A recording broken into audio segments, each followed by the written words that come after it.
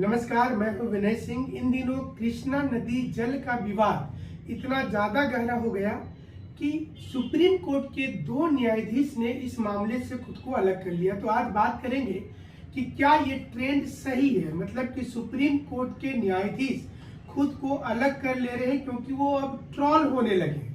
आपको ये भी बताएंगे कि कृष्णा नदी जल का विवाद कितना पुराना है और क्यों नई समस्या आ गई, क्या है ये नदी का पूरा लेखा जोखा समझाएंगे और दक्षिण भारत में न्यायाधिकरण प्रकरण बनाने के बाद भी ये विवाद क्यों आ गया, यहाँ तक कि जस्टिस DY चंद्रचूड़ और NV रमन्ना ने अपने आप को क्यों कहा कि वे अब इस केस में रहने में दिलचस्पी नहीं है और अपने विवेक के आधार पर वो इससे हटना चाहते हैं। इन दिनों आपने देखा होगा कि सुप्रीम कोर्ट में कोई मामला आने के पहले ही उस पर तरह तरह के दबाव पड़ना शुरू हो जाते हैं, यानी कि अब कोई ना कोई केस जीतेगा और कोई केस हारेगा। ये जाहिर सी बात होती है। जब जब कोई केस हार जाता है तो सीधे तौर पर वो आरोप लगाता है कि कोर्ट की भी सेटिंग हो गई थी, इसलिए फैसला इस पक्ष के पक्ष में आ गया। अब इस विवाद से दूर होना सॉल्यूशन नहीं। आने वाले समय में कई ऐसे विवादित फैसले हैं जो सुप्रीम कोर्ट को देना है। सुप्रीम कोर्ट इस पर लगाम कैसे लगाएगी और क्या न्यायपालिका की जो हमारे देश में जो 4 स्तंभ माने जाते हैं, जिसमें हमारा कानून बनाने वाली संस्था संसद, कानून पर नजर रखने वाली संस्था न्यायपालिका और जो तीसरी विंग होती है कार्यपालिका जो लागू करती है कानून को, चौथा प्रेस को बोला जाता है। आप अपनी बात प्रेस तक ही पहुंचाते हैं, ये न्यायपालिका तक रखते हैं। तो चलिए बताते हैं कि कृष्णा नदी जल विवाद है क्या, जो आपके लिए जानना जरूरी है। ये 1400 किलोमीटर लंबी नदी है। ये नदी महाबालेश्वर से निकलती है। महाराष्ट्र से निकलने के बाद ये नदी क्रमशः कर्नाटक में, तेलंगाना में और आंध्र प्रदेश होते हुए समुद्र में जाकर के मिल जाती है।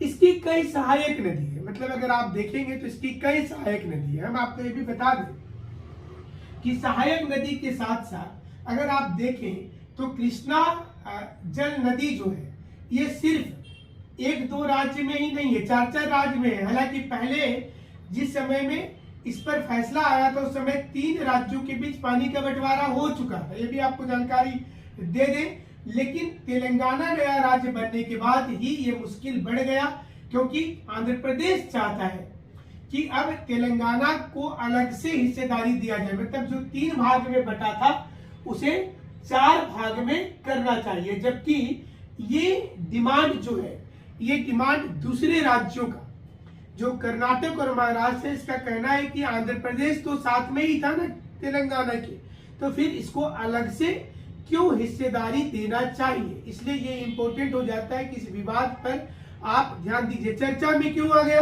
क्योंकि DY चंद्रचूड़ और NV रमन्ना ने खुद को कहा कि वे चूंकि इन राज्यों से पूर्व में उनका संबंध था, इसलिए अब वो इसकी फैसला में रहना नहीं चाहते हैं, इसलिए उनको हटा दिया गया। 1987 में सुप्रीम कोर्ट ने एक आदेश देते हुए कहा था कि कोई जज अगर चाहते हैं कि इस फैसला में बायसनेस हो सकता है तो वो इसके लिए चाहे तो विवेक का फैसला ले और पक्षकार से भी पूछ ले, मतलब जो 2 पार्टियां अलग अलग हैं वो पक्षकार से पूछ ले कि वो लोग क्या चाहते हैं।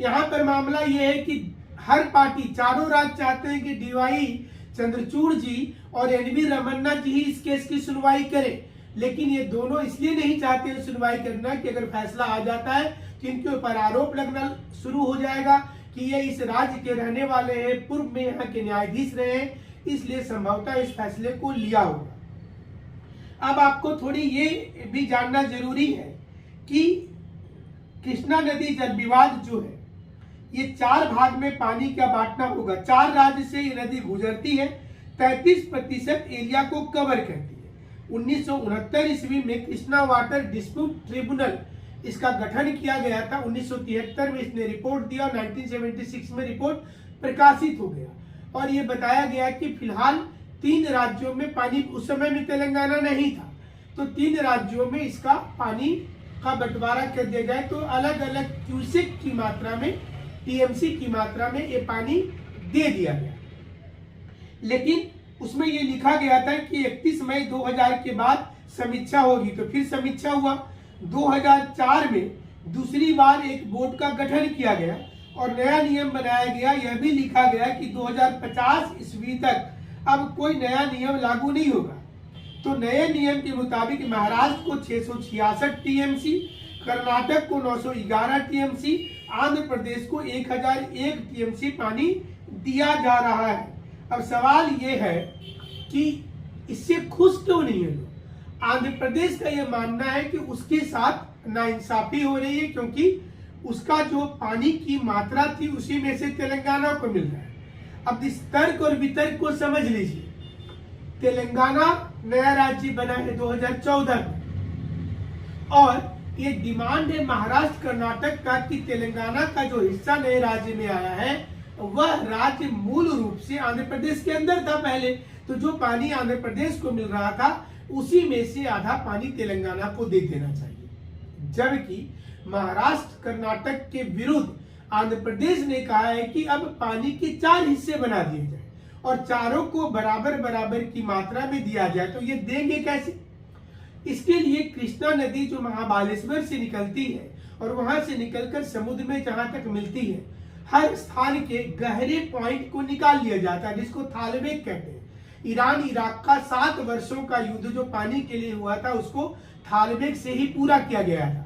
जितनी सहायक नदी की बेसिन है, मसलन कुदाली वहां एक नदी है, वहां पर एक नदी का नाम है दूध गंगा, घाट प्रभा, माल प्रभा, वेन रिवर भी एक है। इसके अलावा तुंगभद्रा नदी है। ऐसी ढेर सारी नदियां वहां पर है। मूसी नदी जिसके किनारे हैदराबाद शहर है, विजयवाड़ा खुद कृष्णा के किनारे है। तो ये तमाम नदियों के बेसिन को देखा जाए, कौन कितना पानी ला करके कृष्णा को दे रही है, और इसके बाद ही कृष्णा नदी के पानी को अलग अलग कर दिया जाए, मतलब किसको कितना टीएमसी मिलना चाहिए ये तय हो जाए। और ये इतना गहरा क्यों है? क्योंकि दक्षिण भारत का जो इलाका है वो पथरीला है, वह चट्टान ऐसे हैं और ज्वालामुखी क्रियाएं बार बार हुई हैं, तो पानी की काफी दिक्कत है। तो वहां पर टैंक इरिगेशन यानी कि पर्वतों के बीच को काट करके एक इलाका तैयार किया जाता है जहां पर पानी स्टोर करते हैं। तो दक्षिण भारत में पानी की इसी समस्या के चलते सिर्फ कृष्णा नहीं बल्कि कावेरी की भी लड़ाई है, गोदावरी की भी लड़ाई है, पोनेरू की भी लड़ाई है। लेकिन कृष्णा नदी का विवाद इस समय ज्यादा चर्चा में आ गया, क्योंकि इस विवाद को निपटाने के लिए जो बेंच बना हुआ था जिसमें जस्टिस एन वी रमन्ना जी और डी वाई चंद्रचूड़ जी थे, उन्होंने अपने आप को इससे अलग कर लिया है। तो अब सवाल ये उठता है कि कृष्णा नदी का अब होगा क्या? कृष्णा नदी जो हमारा संविधान आखिर क्या बोलता है इस पर? तो संविधान की बात करें तो आर्टिकल नंबर अगर देखा जाए तो 262 के अनुसार एक बोर्ड बनाने का गठन के लिए बोला जाता है, मतलब अंतरराज्य जल विवाद बोर्ड बनाया जा सकता है जो 1956 में बनाया गया था। संसद नदी जल बंटवारे को जनहित में चर्चा करने के लिए आयोग बना सकती है। मिहिर शाह पैनल ने केंद्रीय जल आयोग और केंद्रीय भूजल बोर्ड को मिलाकर के एक राष्ट्रीय जल आयोग भी बना दिया था।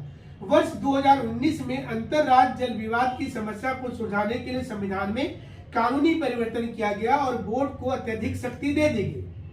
एक न्यायाधिकरण बनाने का भी फैसला हुआ, हालांकि पहले 2010 में एक न्यायाधिकरण बंटवाया गया था। सोशल मीडिया का जमाना है।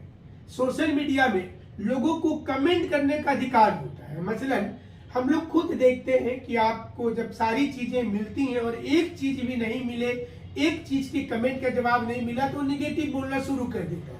आप अंदाजा कर सकते हैं कि हाई कोर्ट और सुप्रीम कोर्ट में बैठने वाले न्यायाधीश के अगेंस्ट में कितनी बड़ी लॉबी होगी। जब सुप्रीम कोर्ट के जज को और वकीलों को भी धमकी मिल जाती है विदेश से फोन करके, तो आप अंदाजा कर सकते हैं।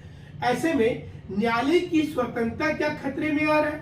क्या न्यायपालिका पर अनावश्यक दबाव डाला जा रहा है? क्या मीडिया ट्रायल हो रहा है? मतलब मीडिया ट्रायल का मतलब होता है कि कोई जजमेंट आने वाला होता है, उसके पहले लोग जनता की राय जानना शुरू कर देते हैं और जनता की राय जानने से सुप्रीम कोर्ट के जज के ऊपर एक दबाव पड़ जाता है और उस दबाव से सुप्रीम कोर्ट नो डाउट आप बोल सकते हैं कि वो भी इफेक्टेड हो जाती होगी। हालांकि न्यायपालिका में ये बोलना मुश्किल होता है कि कोई किसी से इफेक्टेड हो जाता है, कोई किसी से इफेक्टेड नहीं होता है संभवतः।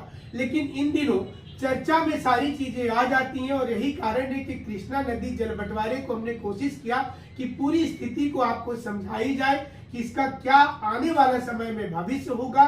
और ये एक बार सुलझ जाता है तो कावेरी जल का विवाद भी सुलझ जाएगा। फिलहाल आप महाबालेश्वर जा सकते हैं, जहां से कृष्णा नदी निकलती है। काफी अच्छा टूरिस्ट प्लेस है ये। महाबालेश्वर महाराष्ट्र में है और वहां से कृष्णा नदी एक लंबी दूरी तय करती है, तकरीबन 1400 किलोमीटर की दूरी तय करती है। और जाहिर सी चीज है कि बीच में नए राज्य बन जाते हैं तो नए राज्य को उसके हिस्से का पानी मिलना चाहिए। शिव समुद्रम और सेरिंगापट्टनम, ये दो ऐसे जलप्रपात का भी निर्माण वहां पर है पहले से।